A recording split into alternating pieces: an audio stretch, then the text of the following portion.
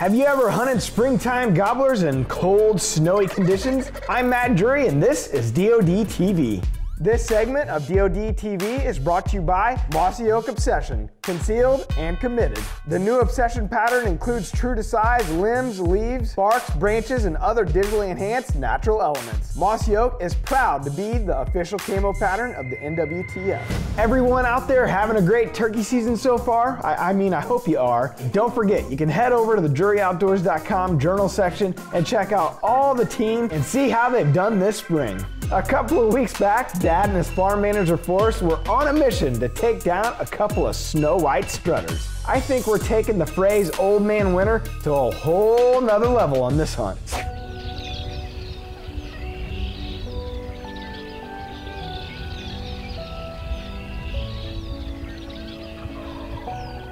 We're out here, it's the day before turkey season here in Missouri. I'd say it's gonna be an interesting opening day. It's like 30 degrees and snowing like crazy here today. I can actually see a couple of birds roosted over there, and I've been in here scouting a couple different times. They'd come down in the field every day. So hopefully do the same thing this morning and then do it again tomorrow morning. We can smack one.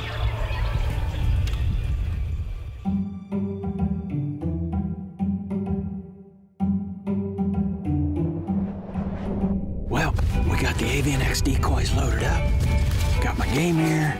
We got the Winchester up front. Here we are, 25 degrees on Missouri's opening day of the spring turkey season. Honestly, probably the coldest that I can ever remember. Forrest has done a bunch of homework here, a bunch of scouting. We know there's 4 to 6 longbeards in this little hole, so hopefully we'll be able to bop one and enjoy the morning.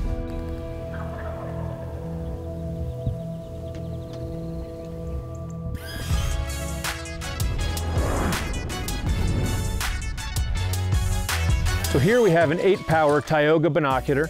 This is an 8x32, it's an HD. These are perfect for turkey hunting. They're small and compact, they'll fit into your turkey vest, they're out of the way. But when you need to look up and see, is that a turkey I really want to take? These can be right there with you, and they're wrapped in Mossy Oak Obsession to boot. The perfect companion.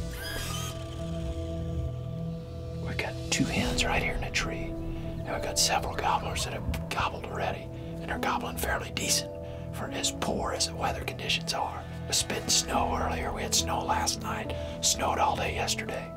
I love this. I just wish we could get it in October when we want it for deer season. The gobblers are roosted off the field just a little bit, but we got 2 hens roosted real close here. He's a long beard. I see his beard right. Yeah. Oh, there's birds right here. Well, we got a group of 6 jakes. We talked about the Avian X decoys doing their job, and they did just that. They did their job. These jakes come in from behind us, and they literally walked right under the blind here, and they're not in any hurry to leave. They're still right out here in front of us.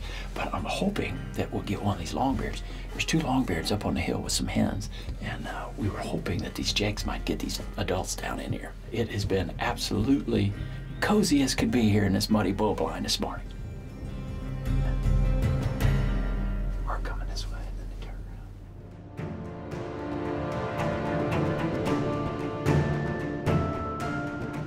Day 2 of Missouri's firearm season for spring turkey. Drastically different weather conditions this morning. The wind has laid. It's almost down to 0. It's like 1 or 2 miles an hour. So I think we're gonna hear some jaw jacking this morning. They're gonna rock the world, and hopefully we'll have a little bit of fun. It's gonna be music to my ears this morning, but we're gonna hear some gobbling, guaranteed. We're gonna have a good time.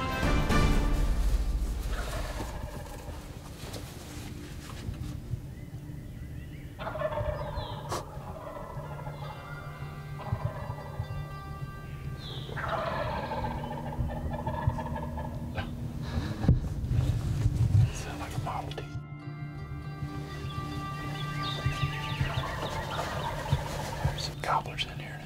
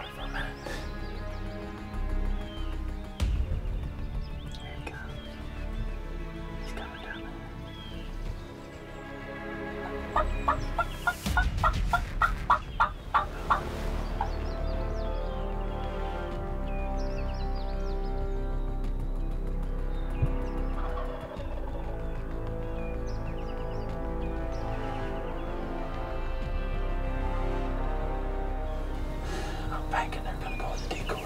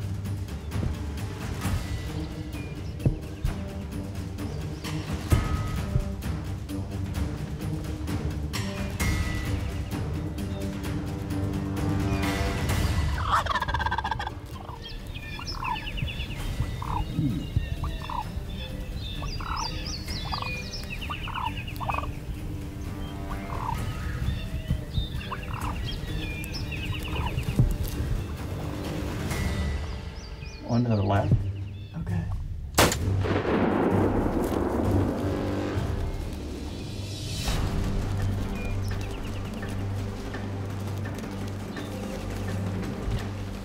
Here, take this camera. Wait a minute, wait. Wait.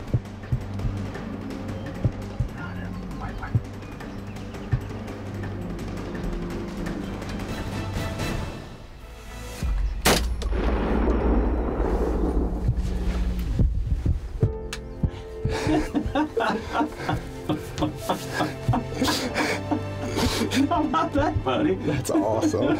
Diggity dogs. That was, thank you, Dad. I don't know what to say.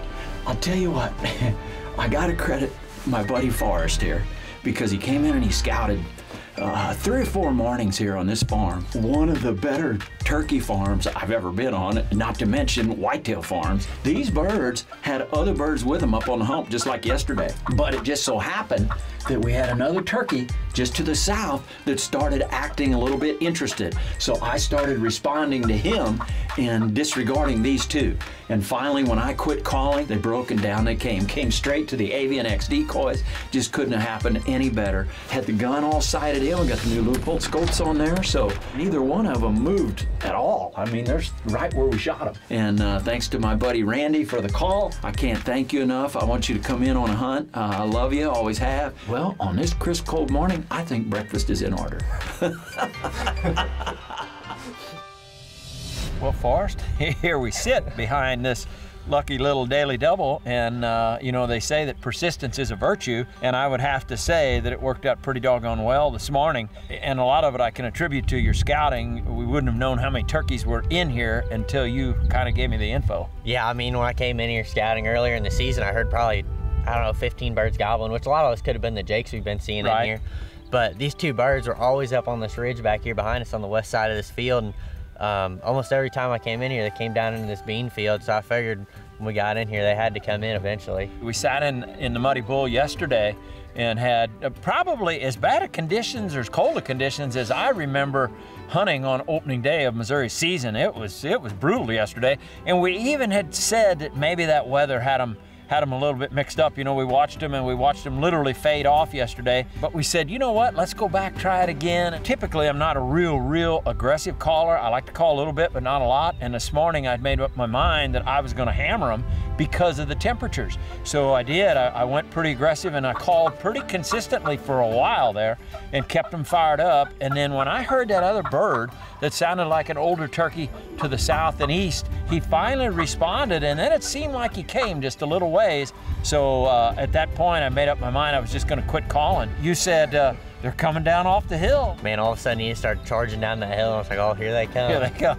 And they sure did. They waltzed in on a rope. Great morning. Let's hope that everybody else had as good a morning as we did. Yeah, hopefully everyone else can get a bird on the ground here soon.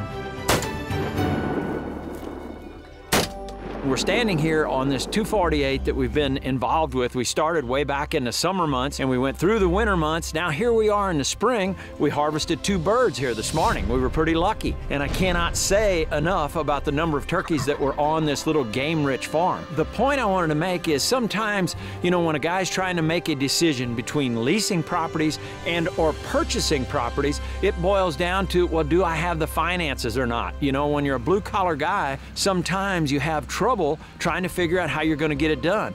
Well, it's about starting small, and it's about flipping one piece of property, taking the profits that you make off of that piece and turning them into another one. And let's say, for example, a farm like this one, there's a vast supply of timber. There's also some revenue sharing or cash sharing, cash rental on the farmland. There's a number of acres here where you can improve the profitability. In addition to that, besides the timber and also the farming rights, maybe lease out one gun hunt, charge a reasonable price for somebody to come in and harvest a deer during the firearm season. It's pretty easy to do that. Let's say you can't take a whole farm down. Why don't you try coming up with a partner? One business partner that is on the same exact page that you are when it comes to management can be the easiest way to take down a bigger farm than you normally would. Split those financial duties and all of a sudden you can have twice the property that you would have if you tried to do it on your own. So there is a fine line between leasing and buying, and you have to weigh it out, see what fits you the best.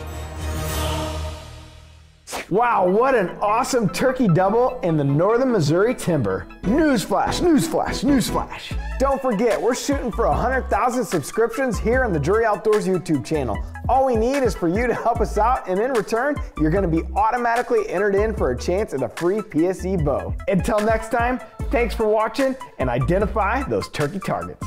This segment of DoD TV is brought to you by AVNX Turkey Decoys. Fuel the madness.